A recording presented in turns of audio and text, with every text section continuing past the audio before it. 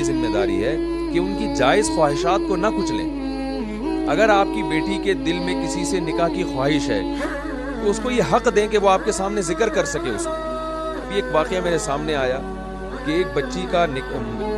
جو ہے نا والدین نے نسبت طے کر دی، یہی ایبٹ آباد کا واقعہ ہے، نسبت طے کر دی کسی ایسے شخص کے ساتھ بچی وہاں شادی نہیں کرنا چاہتی۔ اب بچی بیچاری زبان سے بول نہیں سکتی، وہ والدین کے سامنے شرماتی ہے، نسبت طے کر دی۔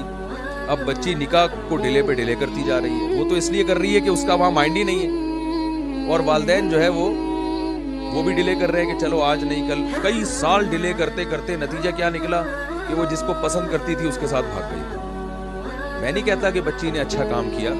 لیکن والدین نے بھی تو کوئی اچھا کام نہیں کیا۔ جب اللہ اس کے رسول صلی اللہ علیہ وسلم کا حکم ہے کہ بچی کی شادی اس کی مرضی کے خلاف نہیں ہو سکتی، تو زبردستی والدین پھر اپنی رائے اس پر کیوں مسلط کر رہے ہیں، اس کا خیال کیوں نہیں کر رہے؟ تو حیا اور شرم اس حد تک ہے جہاں تک شریعت نے ہمیں اجازت دی ہے، اس سے زیادہ پھر حیا کی بھی کچھ حدود ہیں۔ تو والدین کی یہ ذمہ داری ہے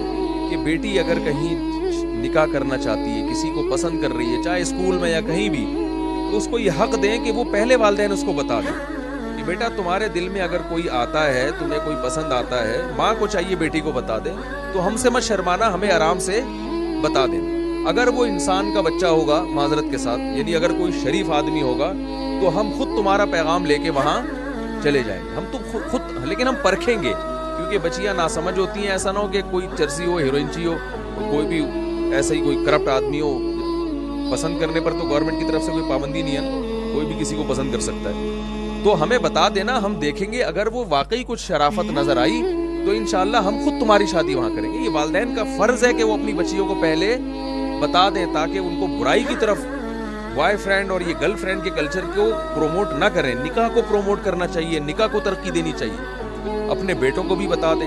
کہ بیٹا اگر تمہارے دل میں کسی لڑکی کی محبت آتی ہے، تمہیں کوئی پسند آتی ہے، تو دوستیاں لگانے کی کوشش، بول لینا بھائی، یہ تو مرد بیٹھے ہوئے ہیں تو اب انہیں سے بلوا سکتا ہوں، خواتین تو پردے میں ہے نا، تو آپ ہی ان کے نمائندہ بن کے، میں تو عادت ہے بلواتا ہوں میں، آج تو چونکہ سامنے جن سے پر بیان ہو رہا ہے وہ ہے نہیں، تو بلوا نہیں پا رہا میں، بڑی مشکل سے سب کر کے بیان کر رہا ہوں۔ تو بیٹا اگر کوئی اللہ نہ کرے تو نہیں کہہ سکتے اس میں، کبھی نہ کبھی تو اللہ کرے گا ٹھیک ہے نا، کوئی نہ کوئی تو پسند آئے گا۔ تو لڑکے کو اگر کوئی بچی لڑکی پسند آ رہی ہے تو والدین کی ذمہ داری ہے وہ پہلے بتا دیں کہ بھائی دوستیاں مت لگانا، ناجائز کی طرف مت جانا، اپنے ٹائم کو برباد مت کرنا، اگر کوئی پسند آتی ہے تو ہمیں بتا دینا، ہم دیکھیں گے، اس کا خاندان چیک کریں گے، پرکھیں گے، اگر کوئی انسان لگے ہمیں، وہ تمیز کے لوگ لگے، ہمارے خاندان میں ایڈجسٹ ہو سکتے ہیں، تو بیٹا ہم خود نکاح کا پیغام لے کے جائیں۔ تو اپریشیٹ کرنا چاہیے، زبردستی مسلط کی ہوئی ہے ان کے اوپر، یہ تو شادی تو کرنی نہیں ہے، اور پھر جہاں ہم چاہیں گے وہ وہیں ہوگی، کہیں تمہاری مرضی سے ہو نہیں سکتی۔ یہ سب باتیں ظلم کے زمرے میں آتی ہیں، شریعت میں ظلم کی اجازت نہیں ہے۔ حدیث میں آتا ہے رسول اللہ صلی اللہ علیہ وسلم کے پاس ایک کیس آیا، ایک لڑکی تھی، یتیم تھی، یتیم کا مطلب اس کے والد نہیں تھے، تو اس کے والد نے اپنے بھائی کو وکیل بنایا تھا، یعنی چچا کو، لڑکی کے چچا کو، کہ آپ اس کی شادی کر دینا میرے مرنے کے بعد۔ تو حضرت عثمان ابن مسعود رضی اللہ تعالیٰ عنہ کا واقعہ ہے۔ تو وہ جو لڑکی تھی وہ نکاح کرنا چاہتی تھی کسی غریب صحابی سے، اور جو لڑکی کے چچا تھے نا، جو باپ کی جگہ ہوتے ہیں، ولی تھے، وہ کر رہے تھے حضرت مغیرہ ابن شعبہ سے اس کی شادی، وہ مالدار تھے بہت زیادہ۔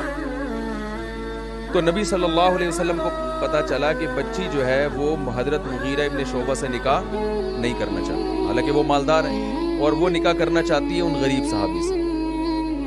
تو آپ صلی اللہ علیہ وسلم کو جب پتا چلا تو ان کا نکاح انہوں نے کر دیا تھا بغیر پوچھے، بیٹی کا نکاح ان کے ولی نے حضرت مغیرہ ابن شعبہ سے۔ آپ صلی اللہ علیہ وسلم نے اس نکاح کو کالعدم قرار دیا۔ حضرت مغیرہ ابن شعبہ کہتے ہیں کہ میری ہو چکی تھی، نبی نے چھین کے، یعنی ان کے الفاظ ہیں کہ وہ میری ہو چکی تھی، کیونکہ نکاح تو ہو گیا تھا نا، لیکن چونکہ اس سے پوچھے بغیر ہوا تھا تو نبی نے کالعدم قرار دیا۔ اور آپ صلی اللہ علیہ وسلم نے پھر حکم دیا کہ لن ترى للمتحابین مثل النکاح، یعنی اس حدیث میں آپ نے بس بتا دیا کہ بچی جس سے محبت کرتی ہے اس سے نکاح زیادہ کامیاب ہے، یہ زیادہ آپس یعنی کامیاب جو ہے وہ اس میں کامیابی کا امکان زیادہ ہے۔ تو ماں باپ زبردستی مسلط کر کے بیٹیوں کو بھی باغی بنا رہے ہوتے ہیں،